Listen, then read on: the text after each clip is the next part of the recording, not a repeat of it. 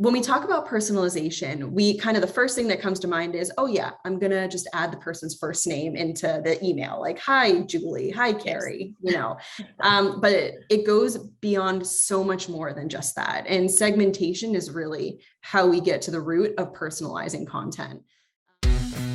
Hey guys, welcome to the Hustler Hotspot, a podcast by Hustler Marketing, where we discuss retention marketing strategies, e-commerce success stories, and everything in between. Welcome to the Hustler Hotspot.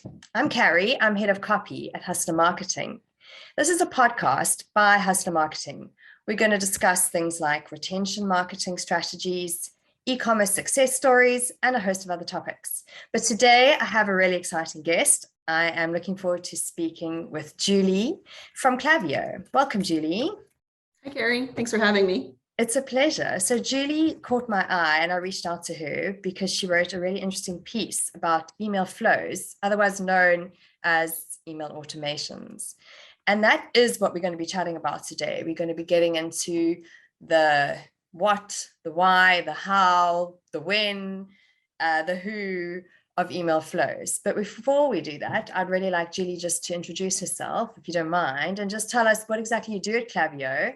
And you mentioned before we started recording that you sleep, eat, breathe email marketing.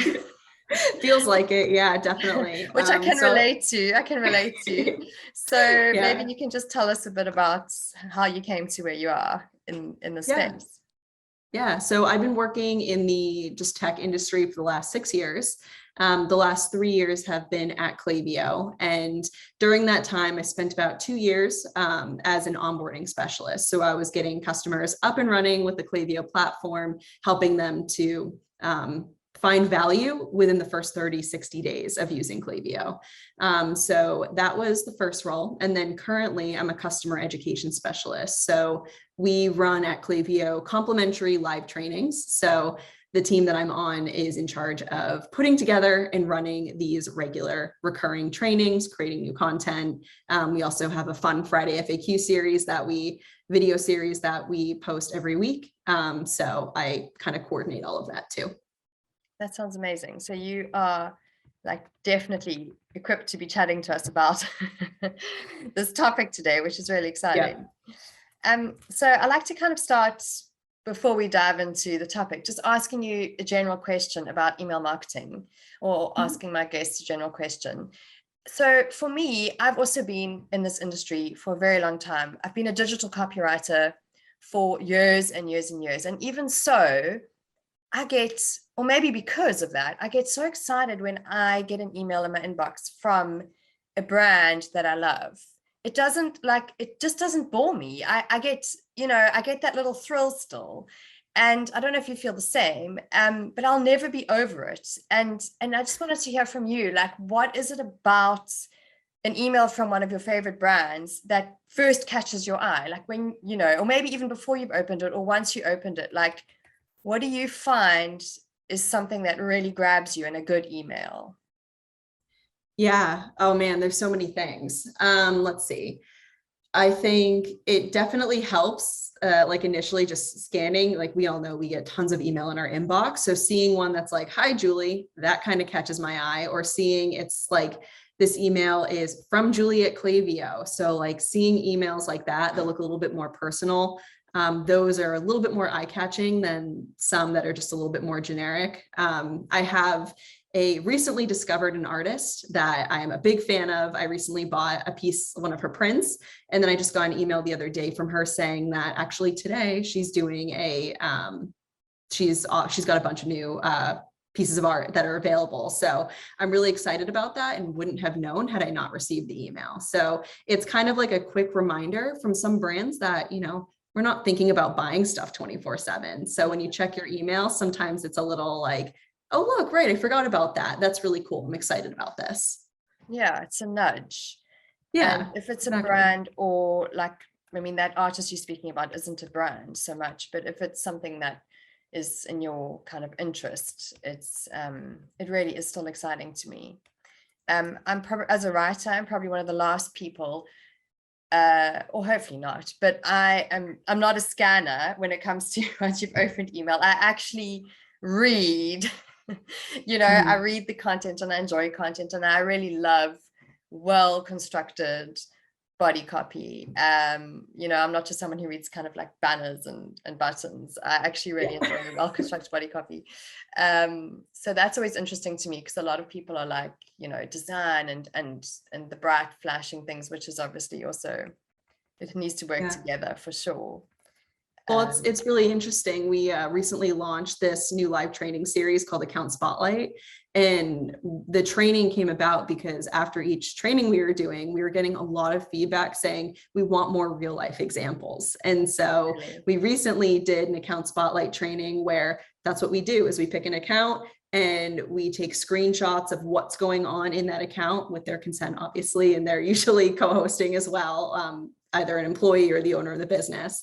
And we recently did one last month where we were talking about text-only emails and how surprisingly incorporating text-only emails into your marketing strategy is a quick win sometimes, because a lot of people think I need a flashy, really visually pleasing email, and that isn't always the case. And especially if you're running short on time, sometimes just drafting up a very quick text-only email is a great way to just stay in front of people and just kind of stay relevant and generate some revenue.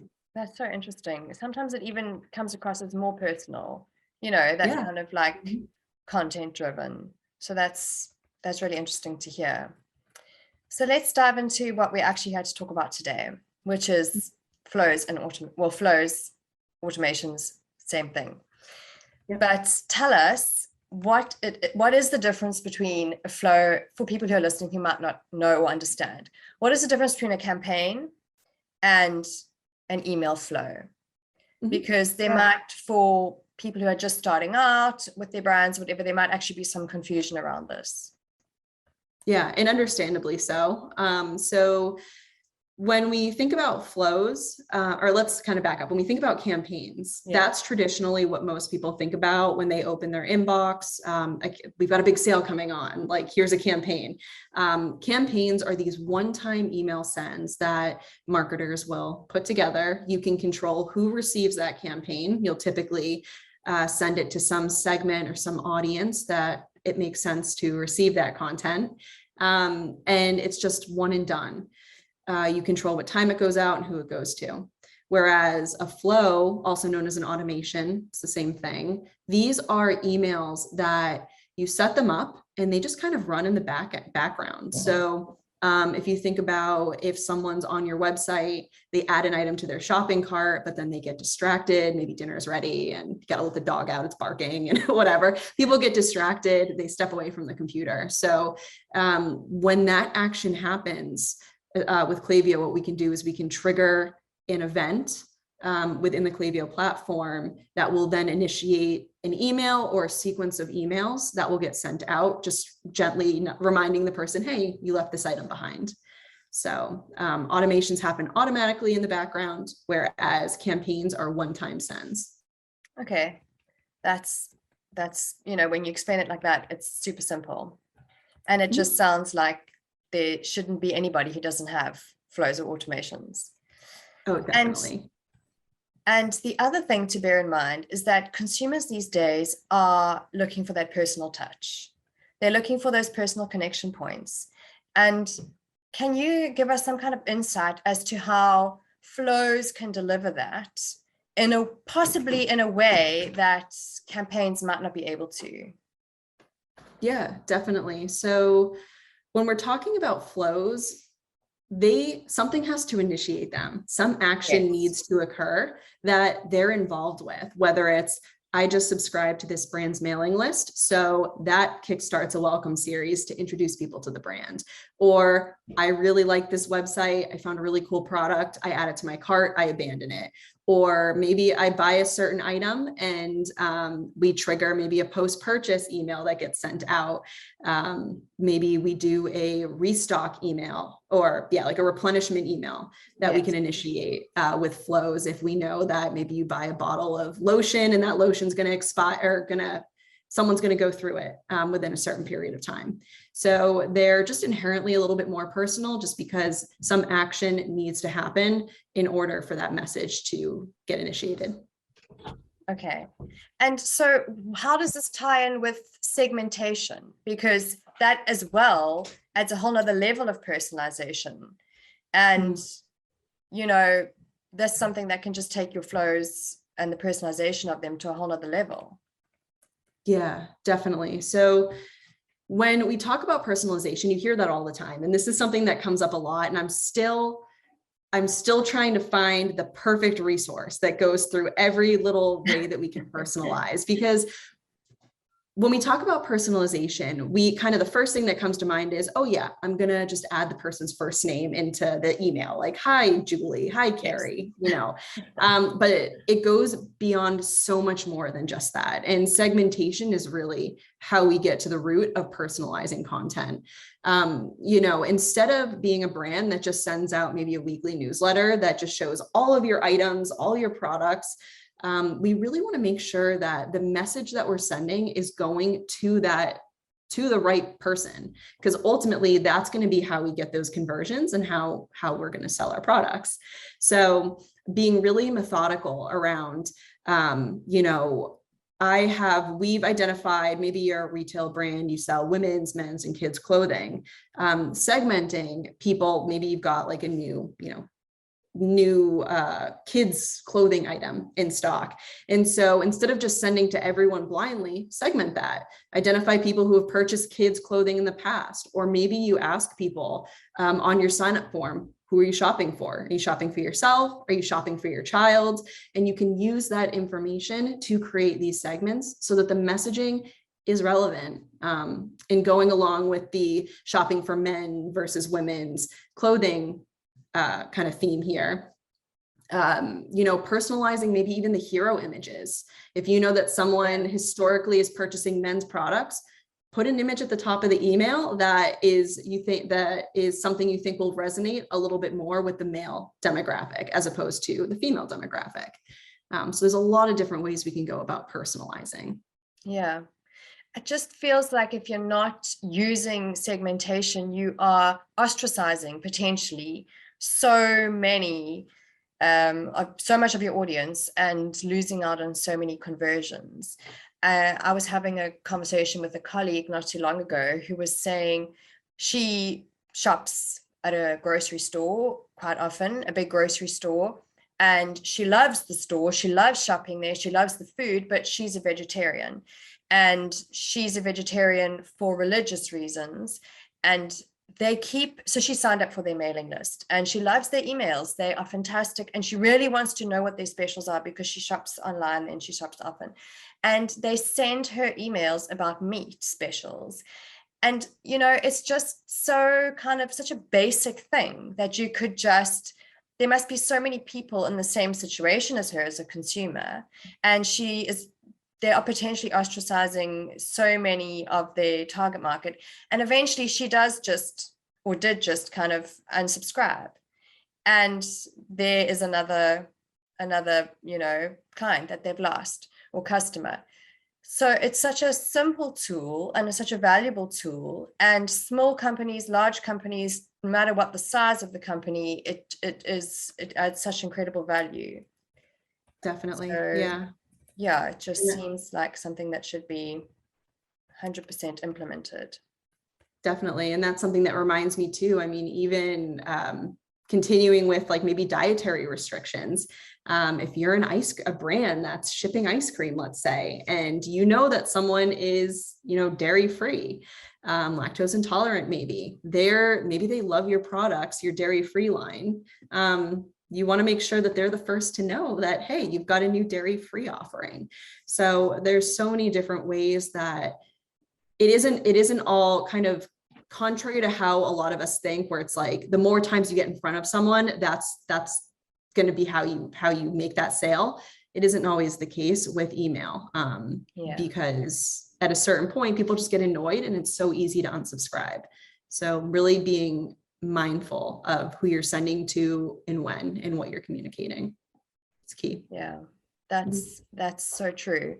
just when you said the thing about ice cream, it triggered a memory of another situation I've been in a professional setting where it was a summer email we were sending out, but for a clothing situation, but there was a child eating an ice cream, and the person, the consumer, totally freaked out and said, I'm lactose intolerant and it's offensive that you've sent me an email about with an ice cream in it, but it was like nothing to do with eating ice cream.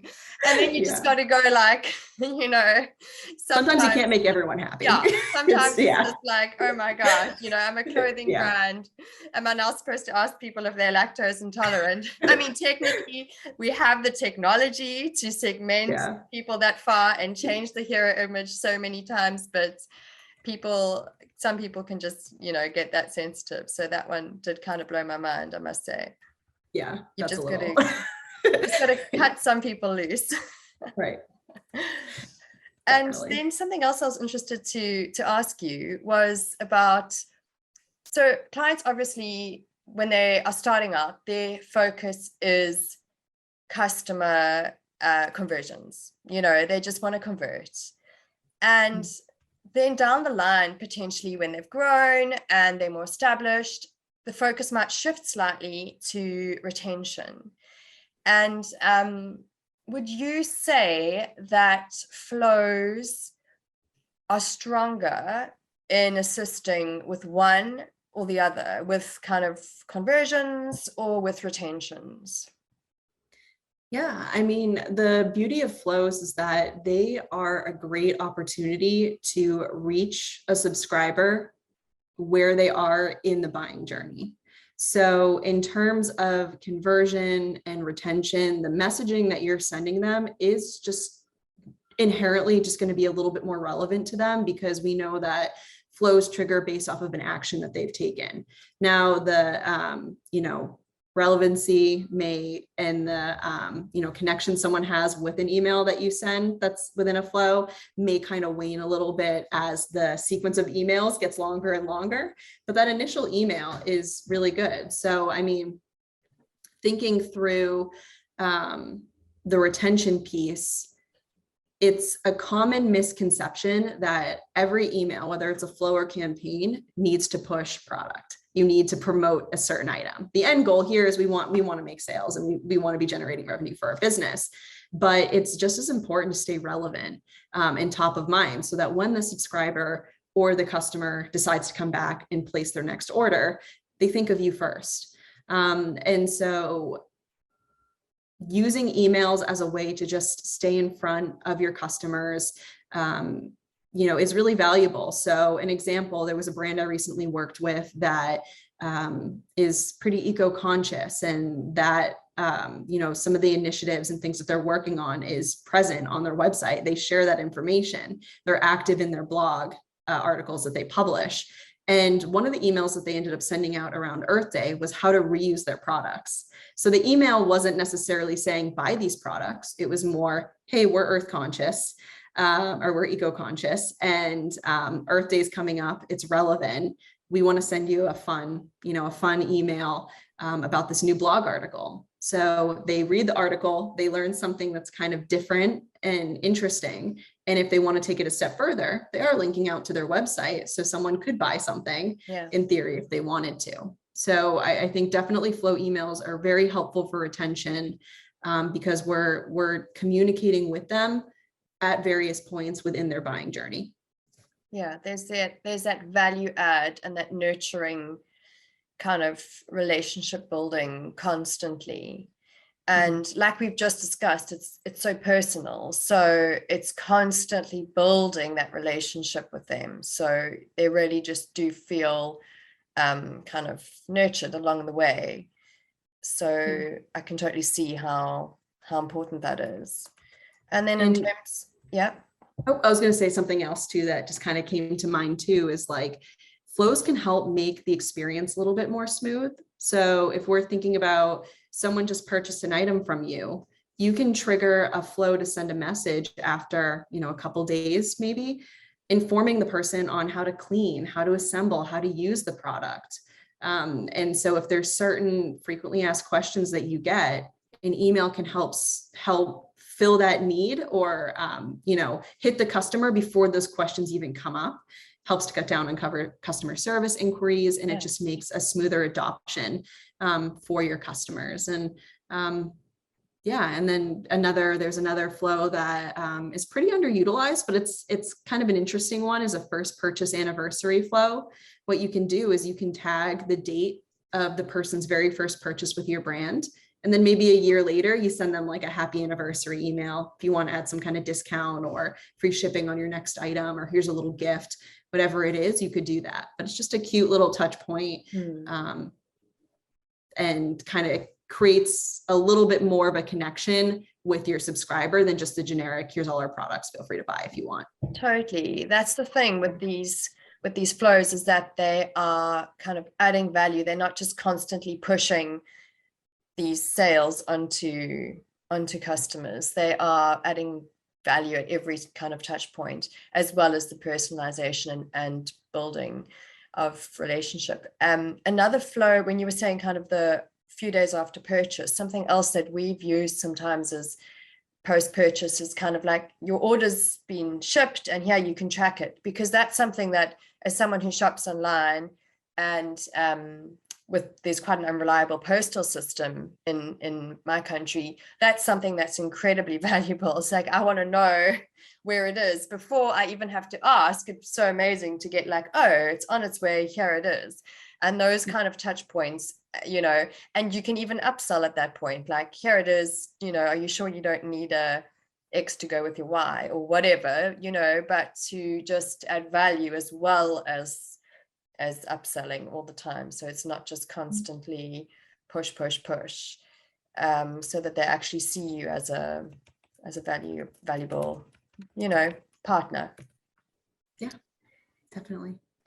And so yeah, the thing that always amazes me about flows is that how well they work for a brand, regardless of where the brand is at in its stage. You know, like obviously the flow itself can reach the customer wherever they're at, but actually, you know, if you have a client come and we have a client join and they're really small and they're just starting out and they've got a really small kind of mailing list and they want to grow their mailing list, flows are a fantastic way to help achieve that.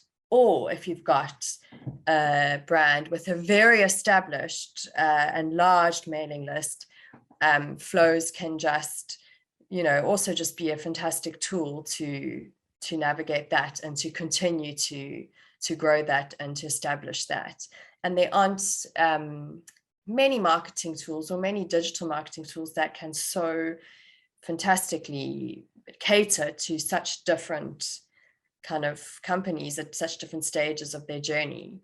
But I'm sure you can tell me a bit more about how flows work to cater to both small and incredibly large brands. Yeah, I mean, these automations, they benefit both types of businesses, whether you're, like you said, whether you're just starting out or already well established, making millions, you know, generating millions annually. I think the main thing to kind of keep in mind is not even so much the size of the business, but more so the products that you're selling, because the types of automations that you set up are going, there's some foundational ones that make sense for any business, regardless of size and age. But there are some kind of nuances to just kind of think about when you're setting up automations. You know, one example is if you're selling big ticket items, let's say you're selling furniture, people aren't going to come back, you know, every week or every month. I mean, maybe some people do, but generally speaking, the average person is not buying a new couch every month. And so taking those, you know, taking those things into consideration. So what I mean by that is, if again, thinking about like an abandoned cart series, by default within Klaviyo, our abandoned cart series time delay is 4 hours, or maybe it's 2 hours. What that means is if someone abandons an item in their cart, we're going to wait a couple hours, say 4 or 2 hours. And then if someone doesn't place an order within that period of time, we're going to send that first email. Hey, did you leave this behind? But if we're thinking about furniture, that 4 hours or 2 hours most often isn't enough time, right? People need to, there may be, they add it to their cart because they're interested, but then they want to kind of shop around for pricing and look at other options before they make that purchase. So extending that time delay for certain products. Whereas if we're thinking about maybe you're selling products that are a little bit more impulse buy, lower ticket items, you can benefit from maybe a shorter time delay there. Yeah, that's interesting. That definitely makes a lot of sense. Although, I mean, having said that, look at the art piece that you bought, and today you were so excited to get Yeah, that's true. That's another very email true. in your inbox. And I'm not saying Yeah. you're going to put something in your cart today, but Yeah. you might be tempted. No, that is very true. So, and you know, that's also a really good point. I'm glad you mentioned that, because a question too that comes up all the time is, okay, what do I do for my business? Like, I'm selling furniture, or I'm selling artwork, or I'm selling, I don't know, exercise equipment, whatever it is. And oftentimes kind of the default answer is, I don't know, let's see, because every brand is different. The audience that you've acquired, so the subscriber base that you've acquired, or your customers, everyone is a little bit different. So there's some things that we can kind of say blanket statement across the board. Yeah, get a welcome series set up, get an abandoned cart flow set up, get a browse abandonment flow set up. But there's certain things that only time will tell, and testing will tell. And so being mindful about A/B testing all of this stuff. Yeah. You may have a hunch that if I do X, it's going to perform a certain way, but you may be surprised that you do the test and you realize, oh, that the outcome there was completely different from what I expected. So constantly testing these things out, you'll find out very quickly if it works and if it doesn't. And then not only A/B test, but you need to surely tweak your flows every so often. I mean, what would your advice be on that? Because you kind of feel like campaigns are, you know, one and done, as you said earlier. It's, you set it up, you send it out. Well, not set it up, you make it, you send it out, it's done. But automations and flows, you set it up and it runs and runs and runs, but you should be A/B testing them, but also you should be tweaking them. You shouldn't just kind of leave it to go indefinitely. What's your advice on how often people should be looking at that? Yeah, I mean, like we've talked about, you know, flows, you can kind of set them and forget them. And that's oftentimes what happens with a lot of brands. But being proactive, and when you're setting up your sending calendar for the year, for the quarter, whatever that cadence is that you map that out, incorporate your flows in there too. Don't forget about those, because think about holidays. Maybe your welcome series, someone's only ever going to get it once. So it's always going to be a new experience for that person. So if we're thinking about the welcome series, that is not a flow that needs to get updated every month, but maybe it would be a fun thing to do. It shows maybe the personality of the brand by updating with some fun, like, holiday imagery. You know, if maybe there's a certain holiday or time of year. So playing around with that and just making sure your content looks relevant and doesn't just look like a generic, here, thanks for subscribing, here's 10% off. Another thing too is think about some of these automations that are recurring. So like I mentioned, the welcome series, someone typically will just go through it once and that's it, because we're welcoming them to the brand, they're a new subscriber. Whereas if you have some flows that are, again, thinking about post-purchase flows, maybe you have a post-purchase thank you message that you send out. That's a great message to send. And again, it helps to humanize the brand, especially if you're a small business. Hey, thanks so much for placing an order. We're a small business. We really appreciate the business. But then if someone places an order again in the future and they get that same message, okay, that kind of sparkle that maybe you got from that first message, that's going to kind of dwindle a little bit, because it's so adding maybe conditional splits to your flows, so that if it's their first purchase with you, you send one message. If it's the second purchase with you, you send another message, and so on. Yeah, absolutely. It's so important. Otherwise, you're just missing out. You're missing out on a lot of potential conversions, and just by making a few simple tweaks along the way, and obviously doing that really important A/B testing. So like I mentioned, possibly before we started recording, that at Hustler Marketing, we do email marketing and we do SMS. marketing. And for a lot of our clients, we do both. And we find that that is an incredibly powerful way to just really enhance their results, to run both concurrently.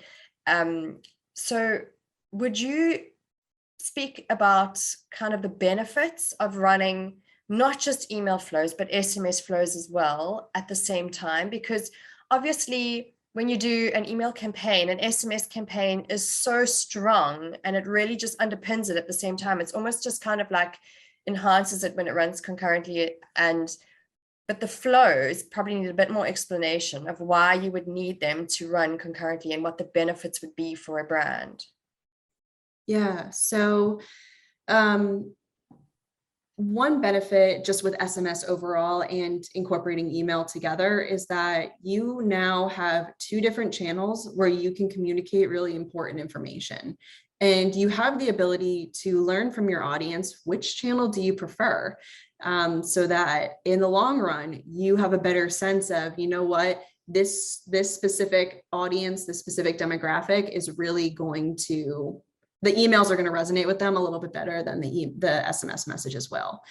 But also the email and SMS experiences are so different, right? Like you may check your email twice a day, 3 times a day, depending, like your personal email, if we're talking about that, work is a little bit different, but you're not constantly like staring at your email. And I do that like I'm holding a phone, but let's think of like email, let's say on desktop or whatever. Whereas an SMS is immediate. And more often than not, I don't know about you, Carrie, but I've got my cell phone right here. Like a lot of people have their cell phones you've got it too. So a lot of people, I've got like you on half a screen here. So so SMS is a much more personal channel. So we need to be really smart. We need to be very thoughtful in how we're using SMS. And when it comes to using both channels at the same time, SMS works really great for urgent, time-sensitive communication. And using SMS as a way to provide something right there, right then and there. So an example, again, going back to the welcome experience, we usually recommend people that subscribe to a mailing list / SMS list. We recommend setting up an email welcome series as well as an SMS welcome series. The reason why we recommend separating them out rather than doing one or the other is because in the email, we have the luxury of adding more details about the business. We can add some shipping details. We can add maybe information about our loyalty program, whatever it is. You can paint a much bigger picture of the brand. You can introduce them to, the team working at your business. Whereas with SMS, you've got a couple characters. It's much more kind of to the point. So when we think about the welcome series, including if you're using a discount code as an incentive to get people to subscribe, including that discount code right within that text message. So if let's say I'm up really late at night, I'm doing some shopping, getting that discount code on my cell phone is going to be a much quicker, potentially easier way to just apply that discount code right then and there, as opposed to going to my email. Yeah, absolutely. And the other thing about SMS, so from a copywriter's point of view, is I know you mentioned you only have a couple of characters, but the tone being such an immediate and instant kind of form of communication, and up until quite recently being a form of communication that we would just speak to our friends and families through SMS. And the tone, therefore, can actually be that little bit more relaxed and that little bit more informal. And I think that also needs to come into play when we use SMS in an important way with our, not just our flows, but our campaigns as well. So I think that's quite important to remember, just that you can just use the same message, but in a slightly more personal way on SMS as well. So you are reaching them possibly, a little bit more personally through SMS, and then fleshing it out in the email.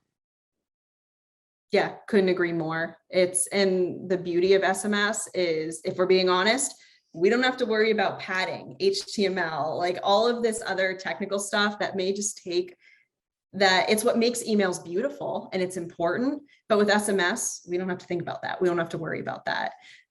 You could, if you want, turn it from an SMS to an MMS so that you have an image and then you have text. So that makes it a little bit more like striking when someone receives it. But if you want to just send a quick message out about maybe we've got a flash sale going on, for the next 4 hours, SMS is a great channel to communicate that.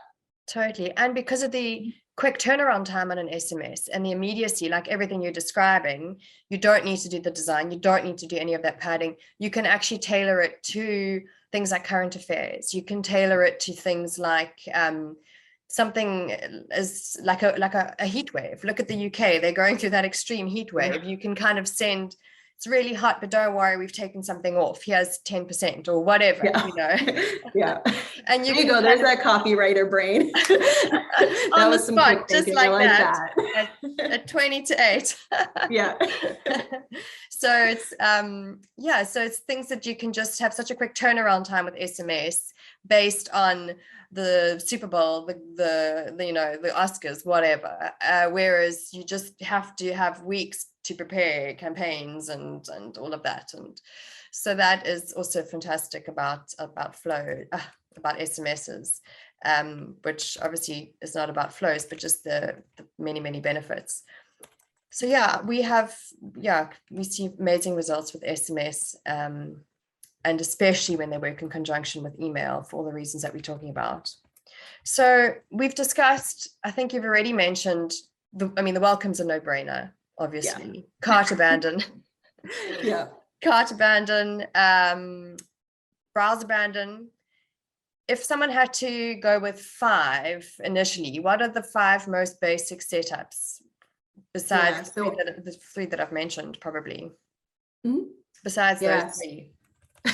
Definitely. Yeah. So I would say put yourself in your customer's shoes. What is the buying journey like? So you mentioned it, right? The very first thing that typically happens is someone, if they go to your website, they subscribe to the mailing list, they get the welcome series. Taking it a step further, okay, someone's interested enough that they start browsing on your website. They look at products. Simply looking at the product will trigger the browse abandonment flow. So that's the next step in the journey. Someone finds something they like, they add it to the cart. That's the browse abandonment or the abandoned cart flow. Then taking it a step further, we now get to the point where someone places an order. So at that point, you want to think about what is that post-purchase messaging going to look like? You would do the order confirmation. That may come out of your e-commerce platform, or it may come through Klaviyo, whatever email provider you're using. But then also thinking through, like I mentioned, the instructional flow of how to set up certain products or use products. And then after that, we can, stay front of mind. Maybe you could do like a cross-sell or upsell email, and that can be, or flow, and that could be specific to the item that someone purchased. So if someone bought item X, and then item Y pairs really well with X, or that maybe item Y is like the next level up from X, you would then, after a period of time, send a message automatically saying, hey, have you thought about this? And then you could provide some examples on how those 2 products complement each other. After that, you could set up, we have within Klaviyo, predictive analytics. So we can expect when someone will potentially churn, which we don't want. We can expect their date of next order based on their buying habits. So you can set up an automation or a flow that will trigger based on that next date of expected order. If you find that the replenishment flows we talked about too, if you sell items that someone will work through after a period of time, you can send an email that will trigger automatically after that window expires. And then after that, if someone kind of goes dark on you, you could do a win back series to try and get in front of them again. And then when it comes to list cleaning, and it's inevitable, at a certain point, you may have some customers that they go through their life cycle with you, and that's kind of it. So we can set up a sunset flow to help you semi-automate the list cleaning process, so we can make sure that in your account, you really are just contacting the best leads possible. Because we want to make sure too, it's a balance with email marketing, making sure you're not emailing people that just aren't interacting anymore, because that's going to hurt your ability to inbox long term. Absolutely. Yeah, people are sometimes afraid of unsubscribe, but it can be really good just to get rid of people who aren't opening and aren't interacting, and that sunset flow is really important for that. So earlier you mentioned a 1-year anniversary flow, which is more on the fun side and more on the kind of like not need to have, but the nice to have. I also like things like celebrating your customer's half birthday, because I mean, like a birthday is like so expected. So something like, oh, it's your half birthday, here's whatever. But what do you have any other examples of like quite quirky, fun, just, you know, added value flows that again build that relationship and seem a bit personal? Yeah, so actually the half birthday was the one I was going to mention. And the reason for that is because there's one email that still has stuck with me, where it was a half birthday email that I got. And that's, like you said, it's kind of quirky. I don't know if it was just my own sense of humor. Sounds like you've got a similar sense of humor. You appreciate the half birthday, because like the inbox gets flooded around your birthday. And oftentimes businesses will, you know, ask for a birthday so that you can send them a little something. But by doing a half birthday, you're not competing with all the other brands that have that birthday. And for me, it was kind of cool. Like, oh, is it my half birthday? And I look, and sure enough, it was. So, which makes sense because that's the whole point of the email. So that's a really good one. I'm trying to think too. In terms of fun and quirky, those are kind of the ones that one kind of sticks out to me. But I will say there's other cool business use cases, and that's, you know, that's part of the fun of email marketing, is you can start to get creative, and depending on what are the different touch points, what are the things that you think are going to make sense to send to your customers. You know, there's a brand that I was recently working with that has an in-store, or they have a physical store, and then they also sell online. And so one thing that they were doing is they were collecting phone numbers in store. They were importing those numbers into Klaviyo, and then they would trigger a welcome series for those people. But then in that welcome series, one of the messages that they sent included a barcode for someone to get a discount off of an item in store. So they're basically trying to connect these two different, you know, shopping channels, physical and online, and they're merging it together. So there's a lot of unique use cases and things that you can set up depending on your business. Totally. You've just, I guess, got to be, you know, evaluating where the store's at and what's going to serve the store as well as the customer and the customer journey. So it can be super unique. That's the amazing thing, as we've discovered through our chat, is how tailored it can actually be to every specific store and to the customers. So it's been such a great chat, Julie. I've really learned a lot, and I've really enjoyed hearing all this information about flows. I really appreciate that you took the time to chat to us on the Hustler Hotspot. And I'm sure all of our listeners are going to have learned a lot as well. And yeah, if there's anybody listening who doesn't have a flow set up, we encourage you to get on that for both email and SMS. So thanks so much, Julie. This was a great time. Lovely to meet you. And hopefully we will cross paths again soon and chat soon. Yeah, thanks so much, Carrie. This was a blast. I had a lot of fun talking about flows, and yeah, thank you so much. It was nice chatting with you. All right. Soon. Bye. Bye.